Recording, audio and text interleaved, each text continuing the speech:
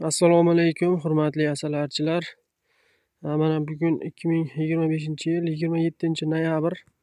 Mana bugun havo juda yaxshi. Arilar bitta ikkitasi uchyapti. Shu qiziqib arilarni kuzatib yursam, mana shu chekkadagi oiladan arilar 5-6 uchib bezotaga o'xshab ko'rinuvdi. Ichini ochib qarasam, boshqacha shovqin. Mana arilar klubdan tarqalib ketgan. Qandaydir muammo borga o'xshab turibdi. Tekshirib ko'rganimda bu oilaning matkasi o'lib qolibdi. Matka yo'q. Endi bularga mini nukleusda qishlatmoqchi bo'lgan matkam bor edi. O'sha matkani olib qo'yib berishim mumkin. O'shanga ozgina video qilmoqchi bo'ldim.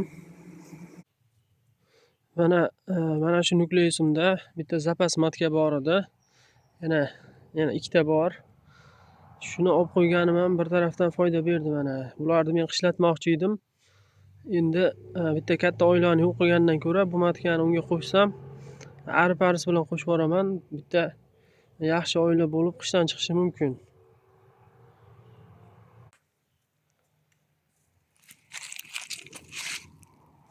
Mana bu oilamizni birinchi qavatida ari qolmagan. Hamma ari mana birinchi qavatiga joylangan. Mana bu arilar mana klubda o'tiribdi. Taxminan 1,5 ramka atrofida arisi bor bu oilani ham. O'zlari ham qishlab chiqishi mumkin. Lekin bu oiladan boshqa maqsadda foydalanishimga to'g'ri keldi.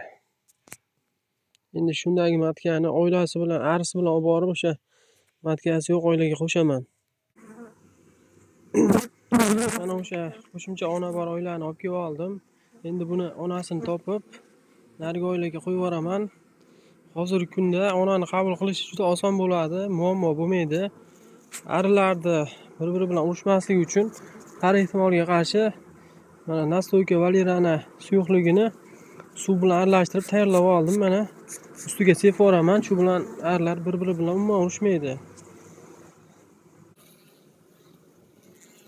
Mana zapas matka topildi. Endi bu oilaga qo'yib yuboraman. Xudo xohlasa yaxshi bo'lib ketadi, qo'shilib ketadi. Keyingi yilga yaxshi ish beradi degan umiddaman. Mana bu nukleusdagi arilarni mana bu oilaga juda qoqib qo'shib yuboryapman.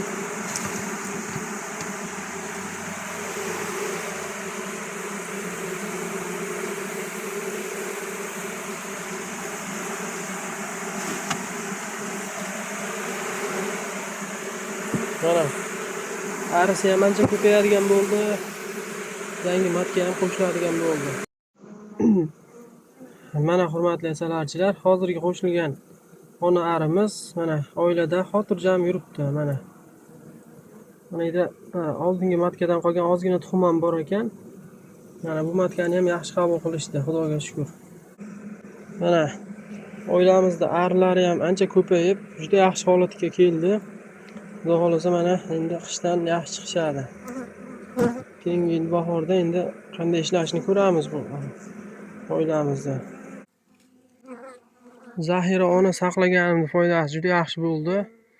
Agar hozirgi kunda unaqa qo'shimcha ona bo'lmaganda bu oilani yonidagi oilaga yo boshqa oilaga qo'shib yuborishimga to'g'ri kelardi. Bitta oilani yo'q qilinishiga to'g'ri kelardi. Endi mana bu oila o'zini o'rnida qoldi. Endi yaxshi bo'ladi bu yog'i. E'tiborlaring uchun rahmat.